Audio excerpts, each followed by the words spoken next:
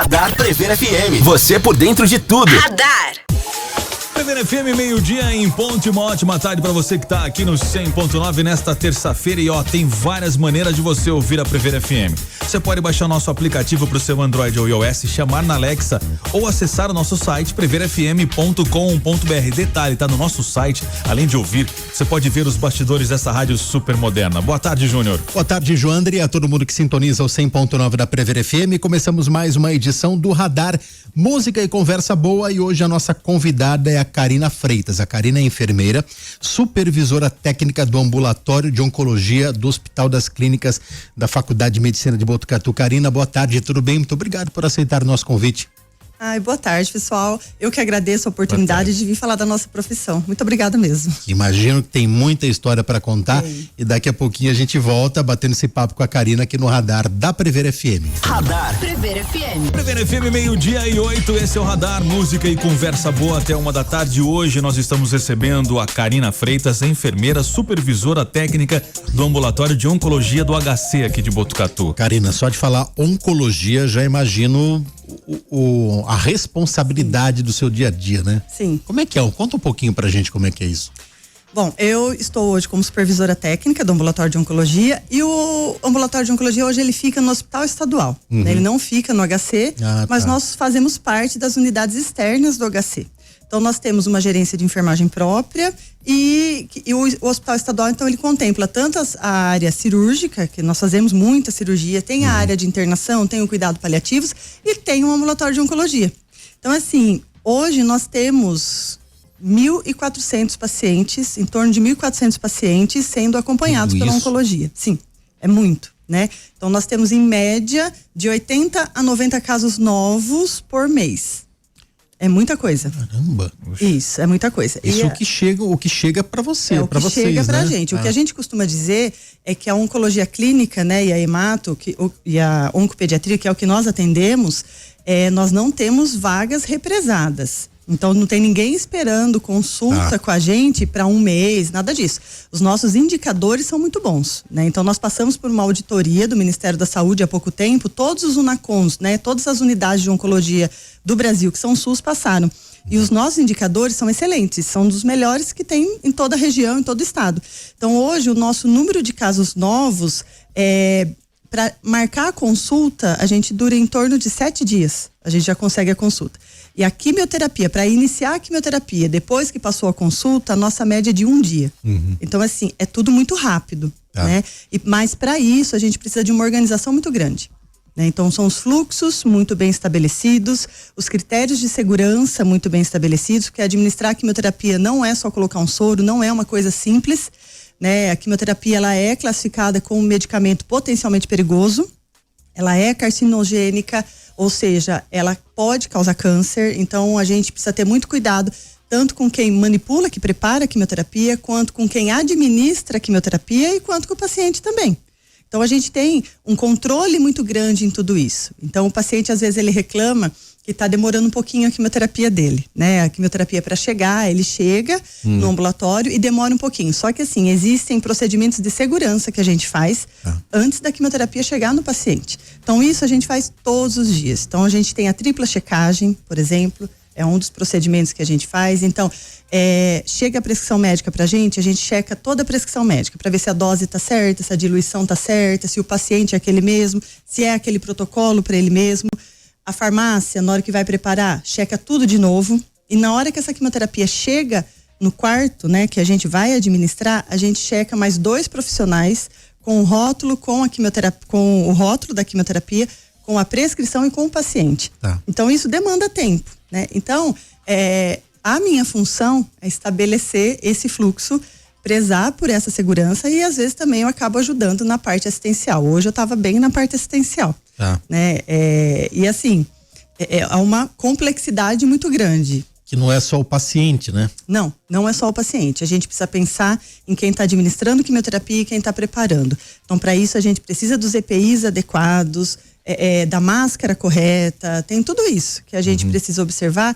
E no meio de tudo isso, a gente ainda tem a humanização. Então a gente ainda precisa pensar, olhar o paciente oncológico com outros olhos. né? Então eu sempre costumo dizer que nós escolhemos estar lá para trabalhar na oncologia. E a oncologia, ela deve ser uma escolha mesmo, né? Não é para qualquer pessoa. Não é um setor que você consegue colocar qualquer profissional lá dentro.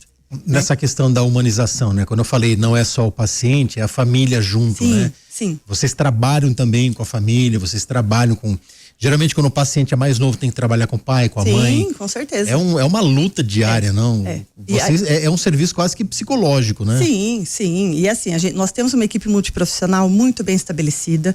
Então nós temos os médicos, psicólogos, os enfermeiros, os técnicos de enfermagem, farmacêuticos, nutricionistas, dentistas, e a gente tenta trabalhar em conjunto, justamente para favorecer isso, né? Então muitas vezes quem vai acompanhar o paciente oncológico, idoso, por exemplo, é um outro idoso, né? Que também precisa de comida, que também precisa de orientação, que também precisa sentar, não dá para ele ficar de pé esperando o paciente. Então a gente acaba tendo uma visão como um todo, né? E como eles são pacientes crônicos, que basicamente toda semana ou a cada 21 dias estão lá com a gente tem um apego, é diferente, né? A gente conhece eles pelo nome, eles nos chamam pelo nome, então isso não muda. Não tem como separar, né? Não tem como separar. Né? E na faculdade a gente aprende aprende da nossa natureza humana, né? Exatamente, né? Nós somos um só. Então quando a gente está na faculdade, nós aprendemos assim, que quando a gente entra no hospital, nós temos que ser outra pessoa, que a gente não deve levar para casa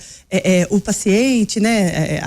Digamos assim, o relacionamento do paciente, mas não tem como a gente não se relacionar com eles. A gente tem um limite para isso, sim, né? A gente sabe até onde nós podemos ir, mas é muito difícil, né? Então tem pacientes, a maioria deles, todos, né, são muito queridos e chamam a gente pelo nome e eles contam piada. Então todo mundo fala: você trabalha na quimioterapia, um lugar tão triste.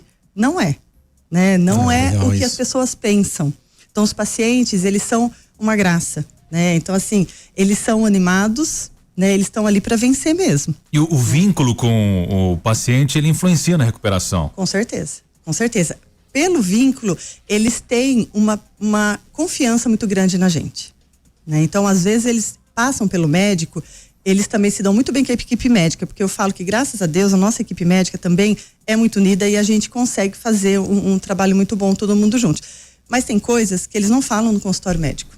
Eles vêm falar para a enfermagem, porque é onde eles têm mais liberdade, digamos assim, né? Não que o médico não dê liberdade, não é isso, mas eles têm uma proximidade maior. Por que você acha que a figura da enfermeira é uma figura mais humana? É mito, não é mito? Quer dizer, não é mito. Não. Mas por que a gente cria esse mito, né? Falar, a enfermeira é mais amiga do que o médico. Porque a enfermagem... Sempre teve essa imagem, né? Sim. É porque a enfermagem, ela tá muito relacionada com o cuidado, né? O médico prescreve, faz toda a orientação dele, mas se não tiver enfermagem, não adianta a prescrição do médico, né? E é uma troca, né? Que a gente fala. E se não tiver o médico, também não adianta o nosso cuidado. Sim. Então, por isso que a gente fala que é um trabalho de formiguinha, né? Cada um no seu quadrado, mas todo mundo pro bem do paciente. Então, assim, a enfermagem, ela tem aquela visão do cuidar, do acolher. Então, faz a diferença, né? E a gente passa muito mais tempo com eles do que o médico. Então, pode ser que seja isso, que eles tenham uma liberdade maior, né? Interessante o que você falou, né? Na faculdade, então, ensinam a não levar para casa as emoções do trabalho, né? Então, mas como que vai diferenciar? Como que a gente vai diferenciar o que você vive ali, a hora que você chega em casa, sendo que o paciente, ele não faz essa diferenciação, né? Não. As emoções que ele tem na casa dele, ele compartilha com vocês ali, então, como não se relacionar, né? Não tem como, né? A gente tem um limite, né? Porque a gente tem que ir até onde pena, dó, sim, né? Exato. E até onde é compaixão. Então o dó, eu não faço nada pelo paciente. A compaixão, eu tenho uma compaixão por ele e vou fazer alguma coisa que eu possa melhorar a trajetória dele nesse cuidado, né? Então, não tem como a gente não ter. Muitas vezes nós vamos embora para casa pensando no paciente que passou hoje no ambulatório. Mas isso é fato, né? E a gente se apega. E a gente tem criança no ambulatório, que é um pouquinho mais, né? Lá no fundo. Então as crianças, a gente tem uma oncopediatria, a gente tem um trabalho muito bom com as crianças, mas tem crianças que as mães pegam o nosso celular, porque a criança quer mandar mensagem, ela manda foto de final de semana, né? Então não tem como, né? Assim, a gente se apega mesmo, mas isso é bom, porque a gente constrói por eles, né? Então eu falo que quanto mais a gente tiver esse envolvimento sadio, que eu digo, né? Mais a gente vai atrás para conseguir o melhor para eles. Então, mais a gente estuda. Eu falo que o ambulatório de oncologia, a gente estuda muito. A oncologia ela é muito cíclica. O que era 10 anos atrás não é mais hoje. E a gente precisa estar sempre atualizado. E principalmente para a gente garantir o melhor cuidado para eles, né? Então, é difícil a gente separar, né? Mas pelo carinho que a gente tem por eles mesmo, e eles retribuem muito para a gente. Com essa vivência toda com os pacientes, eu imagino que você tem memórias tristes, memórias felizes, vai um turbilhão de emoções que essas emoções vão se acumulando ao longo dos anos, né? Vão se acumulando e a gente lembra de todos. Verdade. A gente lembra. Se falar o nome, a gente já lembra quem é, lembra do rostinho, lembra das passagens e tudo mais. Não importa se forem 1000 casos. Não importa. Vai lembrar de cada um. Não importa. Eu, antes de vir para a Unesp, eu trabalhei no Hospital Amaral Carvalho, em Jaú. Eu fiz faculdade em Jaú e eu trabalho lá. Então, trabalhei lá. Faz 23 anos que eu sou formada e 20 anos que eu sou especialista em oncologia, né? Então, eu trabalhava na quimioterapia lá e eu só saí de lá porque teve o concurso Unesp, minha família é daqui de perto, de São Manuel, então eu vim embora. Mas eu trabalhei com uma médica que é a doutora Ana Coradazzi, que é nossa hoje, né? Que tá no ambulatório com a gente hoje. Então, faz 20 anos que eu tô com a Ana, eu falo. E a Ana escreveu vários livros, tá? Um mais lindo que o outro. E ela tem um livro que chama No Final do Corredor.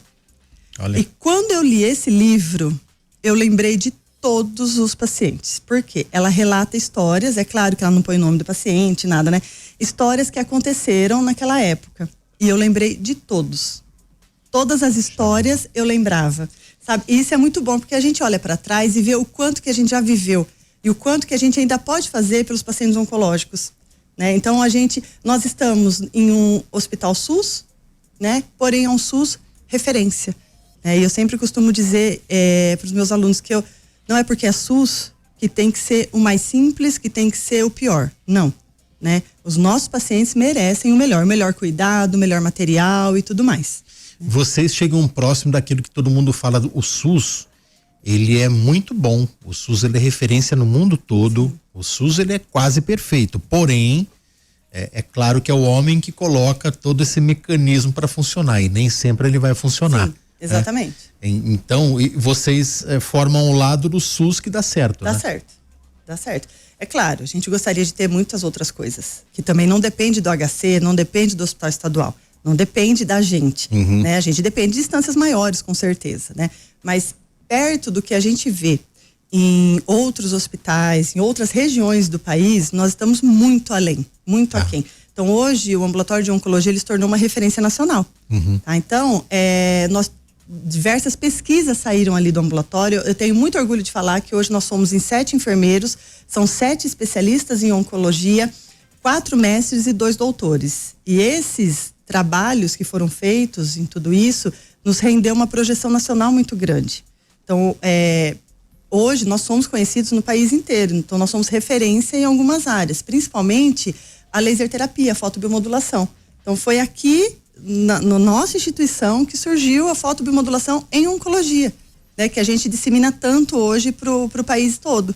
Né? Então, pra gente é gratificante, mas assim, não é fácil. Não é fácil a gente estudar, né? A gente... É um caminho longo que a gente percorre, mas que eu sempre falo que a gente não pode desistir. Que no fim desse caminho sempre tem o paciente, que vai ser muito beneficiado com isso. Fui buscar aqui uma reportagem do Acontece Botucatu 2021, tratamento de laser terapia no Hospital Estadual de Botucatu é destaque em nível nacional e internacional, e tá? Sim, Tá a Karina aqui, ó, aqui, João André, tá a nossa entrevistada aqui. Foi em 2 de julho de 2021, que legal. Isso. Daqui a pouco a Karina vai falar um pouquinho desse procedimento aqui no Radar da Prever FM. Radar Prever FM. Prever FM, 12:28, de volta aqui com o Radar, hoje recebendo a Karina Freitas, enfermeira, supervisora técnica do ambulatório de oncologia do HC aqui de Botucatu. Ô Karina, voltando na laser terapia, fala pra gente, pro leigo, né, que tá ouvindo agora, quais são os benefícios para quem é tratado através da laser terapia? São basicamente 3 benefícios que a gente fala, né? Então, melhora da cicatrização, que a gente consegue fazer uma cicatrização muito mais rápido no paciente, melhora da dor e melhora do edema. Tá. Então a gente usa muito em oncologia hoje nos principais eventos adversos que o tratamento oncológico pode causar no paciente. Então a gente tem alguns eventos relacionados à quimioterapia, outros à rádio, outros à cirurgia. Por exemplo, na cirurgia, um evento adverso que pode dar uma deiscência, quando os pontos se rompem. Tá. E a gente acelera a cicatrização e a gente consegue até prevenir que isso aconteça, se a gente fizer o laser em determinado momento. Na quimioterapia, nós temos diversos eventos adversos. Então, um deles é o extravasamento de quimioterapia, que é quando a quimio sai do vaso, que pode dar necrose, pode dar bolha, pode dar muitas outras coisas. A gente consegue prevenir a lesão e tratar, se houver.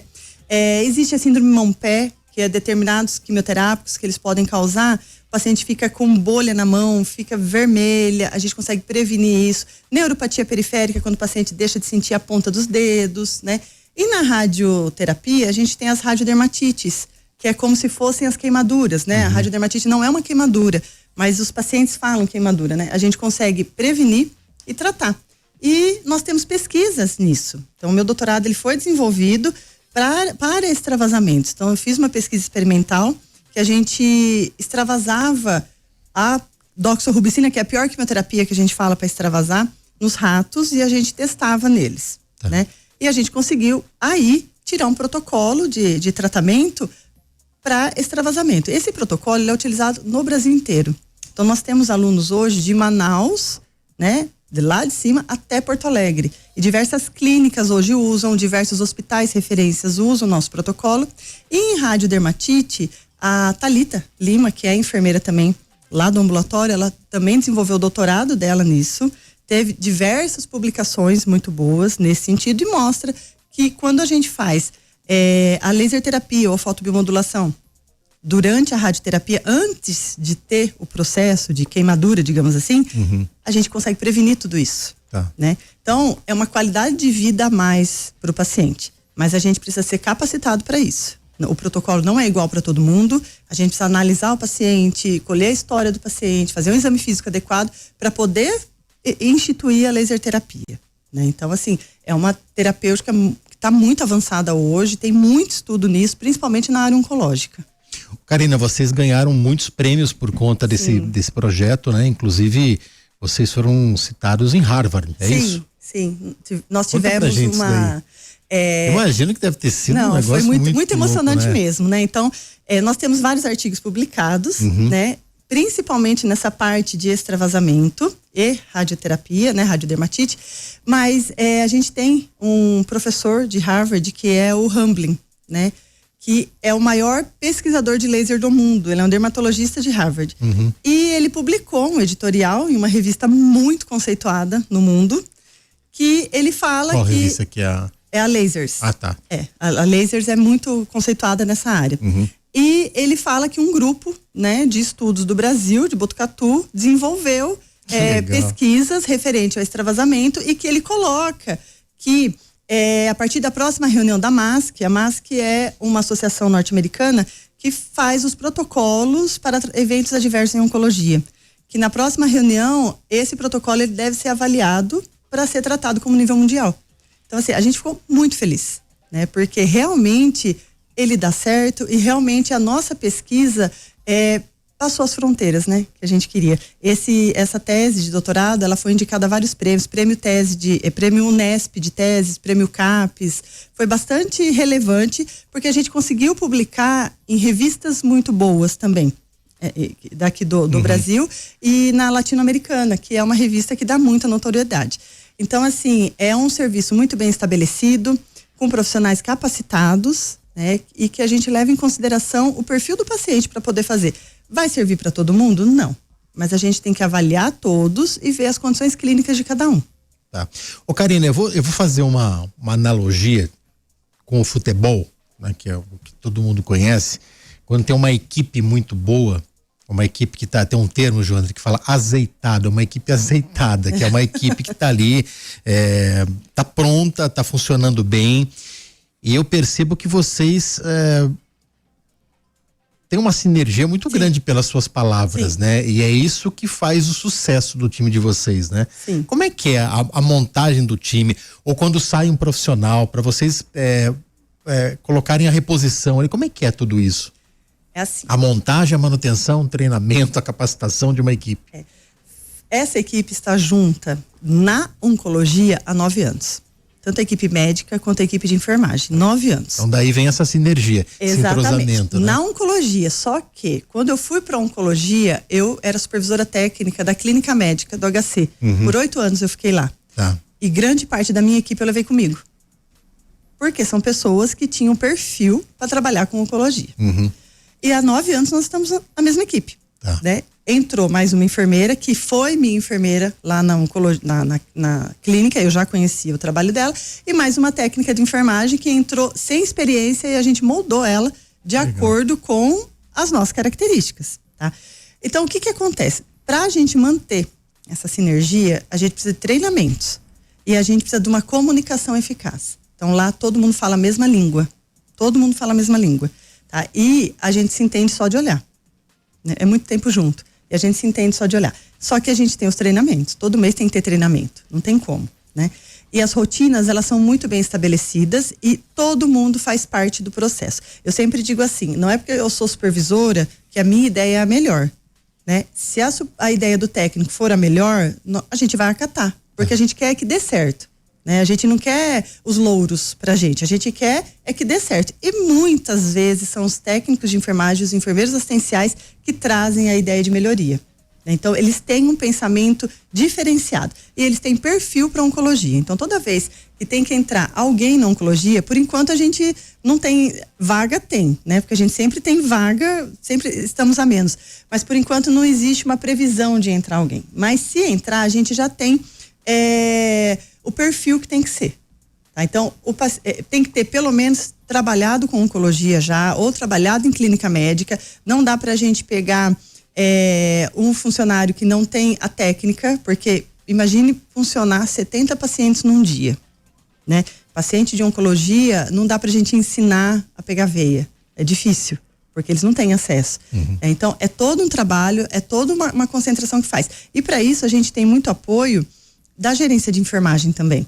Né? Então, eu sou supervisora técnica do ambulatório, mas eu tenho a Bárbara, que é a minha gerente. Né? Então, eu sou subordinada à Bárbara. E ela nos dá total apoio. E isso faz a diferença. Porque nós participamos de congressos, nós vamos dar aula em outras instituições, porque a gente precisa ter o network. A gente precisa ter a visão de mundo que outras pessoas têm.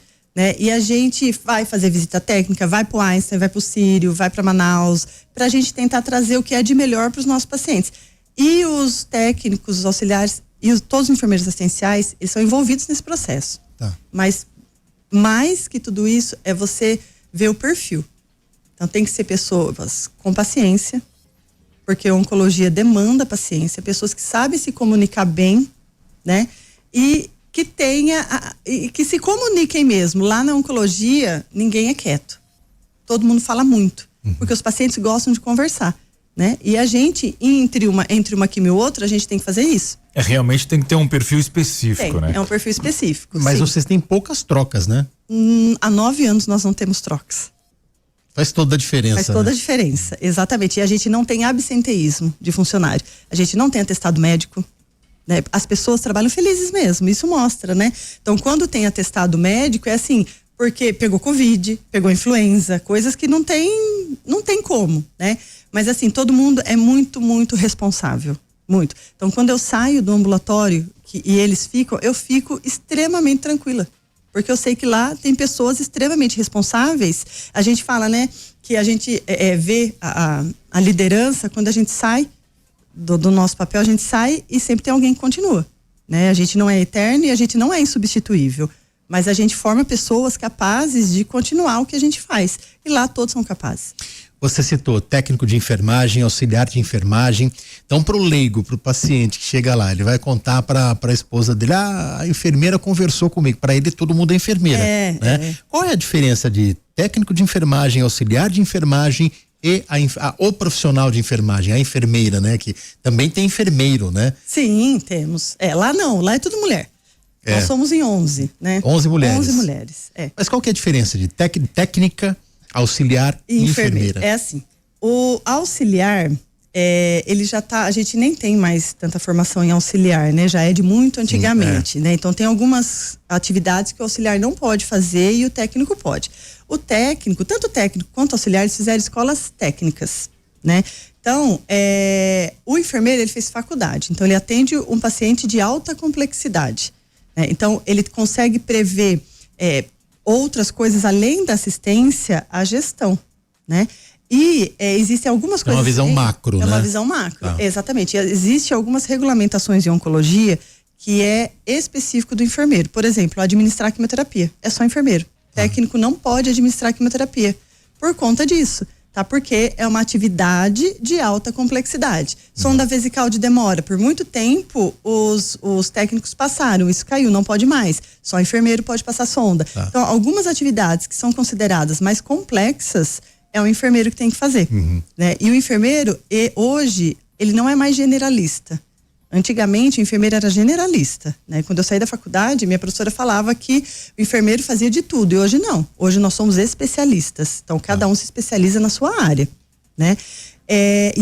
Como é o profissional médico, né? Sim, não faz sentido isso, né? Então, a partir do momento que você se especializa na sua área, que você gosta daquela área, você se especializa, você vai ser o melhor na sua área. Você vai tentar ser o melhor na sua área, né? Eu falo que eu sou enfermeira oncologista. Me colocar na neonatal, eu trabalho. Mas não vai funcionar. Mas eu não vou render igual eu vou render na oncologia. Exato. Por isso que eu falo que o perfil deve ser avaliado para entrar em qualquer unidade, seja na oncologia, seja na neonatal, no centro cirúrgico. Porque às vezes isso causa um sofrimento tão grande para o funcionário, quando você coloca um profissional com perfil de uma enfermaria em uma outra qualquer, você não consegue tirar o máximo dele, né? Então, a diferença básica entre o auxiliar, o técnico e o enfermeiro é a graduação, né? A gente tem algumas matérias que eles não têm e por isso o próprio COFEM, COREM, né, e várias outras normativas que a gente segue limitam um pouco a atuação. Mas os técnicos, eles coletam todos os sangues, eles puncionam veia, eles conseguem avaliar um acesso venoso e falar para mim assim, hoje esse paciente está ficando ruim de acesso, vai ter que passar catéter, eles conseguem fazer isso. Então tem muitas coisas, a gente não vive sem eles, essa é a verdade. A gente não consegue ficar sem eles porque eles são parte fundamental da nossa equipe. Que legal. Bom, rápido break, daqui a pouco a gente volta, tá passando muito rápido, o assunto tá muito legal. Daqui a pouco a gente volta com mais radar aqui na Prever FM, batendo um papo com a Karina aqui. Prever FM, 12:44, voltamos com o radar, música e conversa boa, hoje recebendo a Karina Freitas, enfermeira, supervisora técnica do ambulatório de oncologia do HC aqui de Botucatu. Karina, você contou pra gente fora do ar uma história muito legal sobre a capacitação através do Instituto Ronald McDonald's, né? Nós temos a campanha do McDia Feliz sempre em agosto. Aliás, qualquer dia dá pra gente chamar o Guto Albano aqui pra falar um pouquinho, né? O Guto tem história pra contar.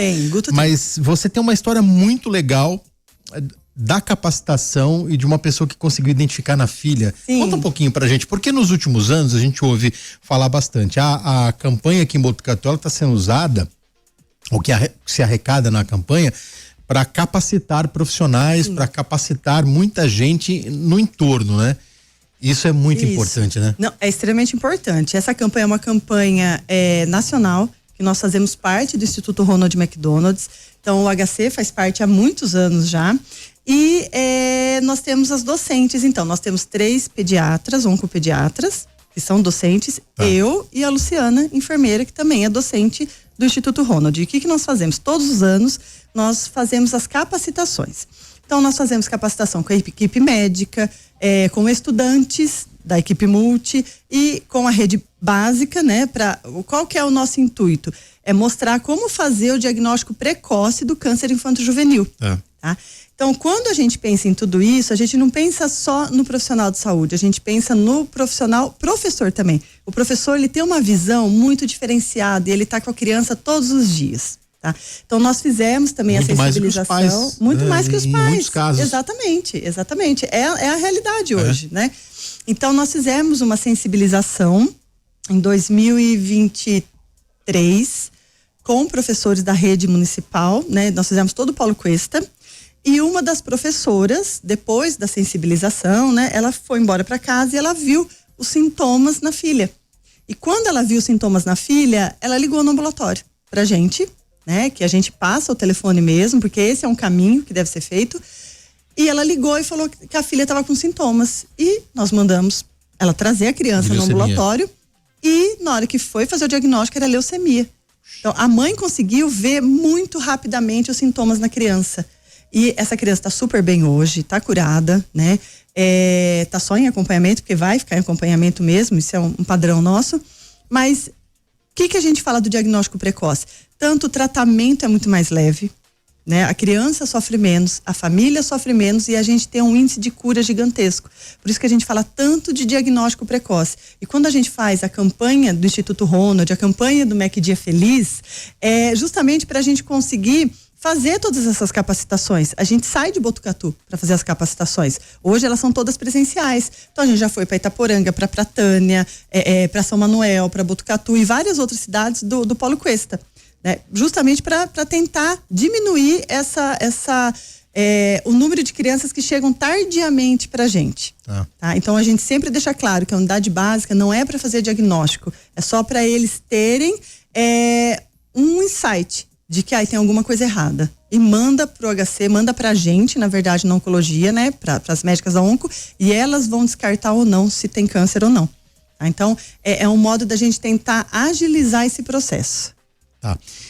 Sempre os professores, eles têm um cuidado maior em aprender. Sim. Mais do que até profissionais da saúde? Sim, com certeza. Com certeza. A gente tem as capacitações do Instituto Ronald, que a gente também participa, né? E a gente fala assim, cada vez que a gente vai dar essa aula, todo ano a gente dá, a aula muda pouco de um ano para o outro, mas todo ano a gente estuda, porque a oncologia é cíclica, que nem eu já disse, todo ano muda alguma coisa e a gente precisa estar muito bem preparado. E a gente aprende muito quando a gente vai ensinar, porque a gente tem que estudar muito, né? E eu sempre falo no ambulatório lá, não estuda quem não quer, porque a gente dá muita oportunidade.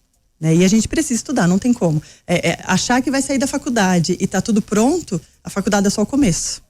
Né? Então vem muito mais coisa para estudar. E é muito gostoso quando você estuda, consegue colocar na prática e ver a diferença que você faz na vida de alguém. Isso é ótimo, né? Karina, o que é mais agressivo, a quimioterapia ou a radioterapia?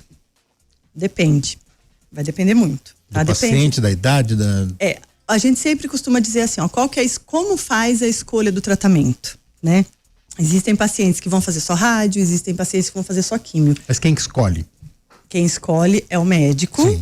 Em conjunto com o paciente. A gente costuma dizer que o paciente tem que estar no centro do cuidado.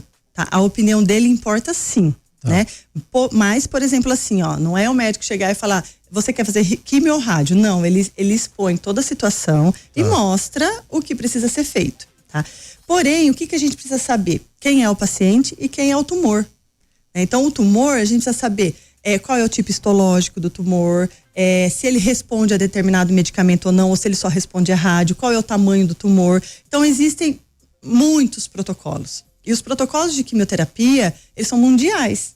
O que a gente faz aqui em Botucatu é o que faz no Einstein, é o que faz no Sírio-Libanês, é o que faz lá nos Estados Unidos e por aí vai. É que eles têm algumas outras medicações que a gente não tem no SUS. Mas quando a gente fala de agressividade, geralmente a quimioterapia, por ela ser sistêmica, né, ela causa alguns eventos adversos muito importantes. Porém, são eventos adversos que eles podem ser manejáveis e que em alguns momentos esses eventos adversos somem. Parou a químio, né, com exceção da neuropatia periférica que pode ficar por um longo período, eles somem. A radioterapia, dependendo de como for, ela pode causar alguns eventos adversos permanentes.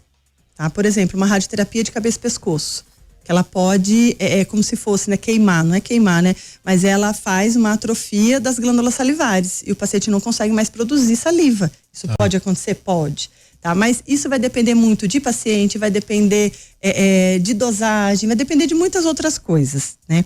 Mas tem pacientes que fazem a quimioterapia e não tem nada de efeito colateral. Não tem nada. Uma pessoa assim. Não tem nada. Tem paciente, a gente tinha um paciente que ele fazia uma quimioterapia muito pesada, muito pesada. Ele fazia de segunda a sexta. E era uma quimioterapia pesadíssima, das que a gente mais observa assim um sofrimento para fazer. Ele chegava no sábado, ele ia pescar, porque não tinha nada de efeito colateral. Ele passava super bem. E, em compensação, tem outros que a quimioterapia é muito leve, ela não tem nem potencial de causar náusea e vômito, e o paciente tem náusea e vômito e tudo mais. Então vai depender muito, né? Não dá pra gente falar assim, essa quimio é muito agressiva, essa não. Depende dos protocolos que forem utilizados e depende da doença. Então vamos dar exemplo, o câncer, o pâncreas eu acho que é o mais agressivo e mais rápido de todos. É muito rápido, né? Quando precisa de uma resposta imediata, tirando a parte cirúrgica, é a químio ou é a rádio? É a químio. Na maior parte das vezes é a químio. Tá. É a químio. Depende do. É claro, quando a gente pega, né, o câncer de pâncreas, pega o paciente com pâncreas, ele já está muito adiantado. Né? Esse é o problema do pâncreas, ele é muito silencioso. Né? Muito silencioso. Só se apresenta quando ele está numa situação quase. Isso, e não consegue fazer a cirurgia. Então, existem as quimioterapias, vamos supor um câncer de mama, por exemplo, né? A gente tem as quimioterapias que elas são neoadjuvantes, você vai fazer a quimioterapia antes da cirurgia, e tem as adjuvantes, que você vai fazer a quimioterapia depois da cirurgia. Então, isso vai depender do quê? Do tipo histológico do tumor, vai depender do tamanho do tumor, da performance do paciente. Esse paciente tem condições de ir para a cirurgia agora? Né? Como que tá a performance dele? E por aí vai. E existem, para mama, por exemplo, existem diversos tipos de protocolos, né? Então, o paciente pode começar com a vermelha, por exemplo, que todo mundo fala da quimioterapia vermelha, que é para mama, e depois vai para branca, que eles separam por cores, né, os pacientes, mas não tem nada a ver as cores. O paciente pode passar toda a quimioterapia sem toxicidade nenhuma, enquanto o outro faz uma quimioterapia e tem a toxicidade. Né? Tem gente que não vomita, tem gente que não consegue ficar sem um monte de antieméticos. Karina, deixa eu te perguntar uma coisa, eu vou ter que me fazer entender para Karina e para quem está ouvindo. Então vamos lá, pega a equipe de vocês, 11 mulheres ali. E a gente falou logo no comecinho do estado de espírito do paciente para poder potencializar a cura também. Vocês já se apegaram a algo que não está no banco da faculdade? Sim, com certeza. Eu falo que a gente já viu muitos milagres. Já. Eu queria chegar nisso. Muito, mas muito mesmo, muito. A gente tem um paciente que era da nossa época de clínica, né? Que ele sempre vai visitar a gente, tá? Isso já faz quantos? 14 anos, né? Que toda vez que a gente chegava, era um paciente da hemato, né? Tava muito grave mesmo, não tinha muita coisa mais o que fazer para ele, já era um paciente muito avançado, jovem. E toda vez que a gente chegava, a gente tinha medo no plantão que fosse com a gente, que ele ia evoluir a óbito, tá? Do nada, esse menino melhorou e ele curou. Ele curou. Completamente.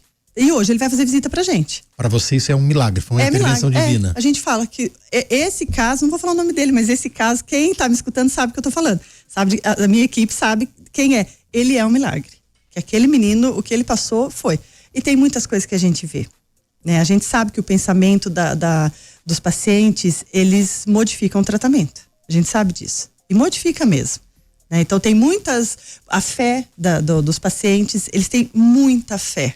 Muita fé. Nós temos um altar na oncologia que a gente só colocou a peça, né? O móvel. Os próprios pacientes que montaram o altar. Então eles levam o santinho, eles levam as coisas, qualquer coisa que seja da fé deles, eles levam e deixam lá. E aquilo fortalece muito eles e fortalece a gente também. Né? A gente também acredita, nós também somos religiosos, a gente também vai na missa ou vai no culto, a gente também desenvolve essa parte, né? Porque a gente acredita que a gente não consegue ficar longe disso e entender o paciente como um todo. Né? Existe muito mais além do tratamento e além da oncologia, né? Tem coisas além, com certeza. Tem muito mais coisas entre o céu e a terra do que pressupõe a nossa vã filosofia. Exatamente. Né? Eu vou lembrar que Galileu brigou tanto com a igreja, né? E ciência e fé podem andar tão juntas, né? Pode andar juntas sim. E isso faz diferença para eles, tá? Então, toda vez quando eles falam, eles estão indo embora e falam tchau, eles falam, né, pra gente, tchau, filha, fica com Deus, viu? Que não sei o que lá. A gente se sente abençoada mesmo, né? Então a gente sabe da pureza deles, né? Que realmente eles são muito gratos pelo que a gente está fazendo. E a gente sempre tenta fazer o melhor para eles pensando no bem deles mesmo, né? Então quando a gente pensa em tudo isso, não tem como a gente fugir do estudo. Karina, você vai lembrar do nome de toda a sua equipe, né? Eu lembro. Vamos falar então, todos? Vamos lá, vamos começar pelos enfermeiros. Alessandra Passarelli, Thalita Lima, Fernanda Basques, Natália Godinho, Luciana Tassini, Priscila Ortiz, aí tem a Ana Cláudia, que é a nossa auxiliar de enfermagem, tem a Maria, que é técnica, a Marlene, a Andressa, e hoje nós temos a Briane também, que fica com a gente na recepção. Legal. A Natália Godinho não é por acaso, Não, sobrinha do André. é sobrinha do André. Que é da casa aqui, aliás, o pai da Natália também tem todo um lado espiritual também. Ele então aplica reiki, Puxa, mais uma ideia trazer o Toninho aqui para dar entrevista e falar de reiki. Karina, passou muito rápido o nosso bate-papo aqui, foi muito legal. Que legal, acho que tinha muito assunto ainda pra gente debater. Quem sabe a Karina volta aqui no Radar. Obrigado, viu? Imagina, que é isso. Eu que agradeço a oportunidade de falar um pouquinho da oncologia. Quem quiser conhecer a oncologia, a gente está de portas abertas para mostrar o serviço. E posso falar só mais uma coisinha? Claro. Eu quero agradecer muito os nossos voluntários. Tá? Nós temos os voluntários da oncologia, nós temos o café da manhã de segunda a sexta-feira, que eles são simplesmente maravilhosos. Então, eles entregam café da manhã para todos os pacientes e acompanhantes do ambulatório. São várias turmas de voluntários, São várias né? turmas. São várias turmas e assim, eles são essenciais. Eu falo que eles são essenciais no nosso ambulatório. Eles fazem a diferença também. Legal. Karina, obrigado. Obrigado. Um abraço a toda a sua equipe. Muito obrigada, gente. Radar Prevê FM. Você por dentro de tudo. Radar.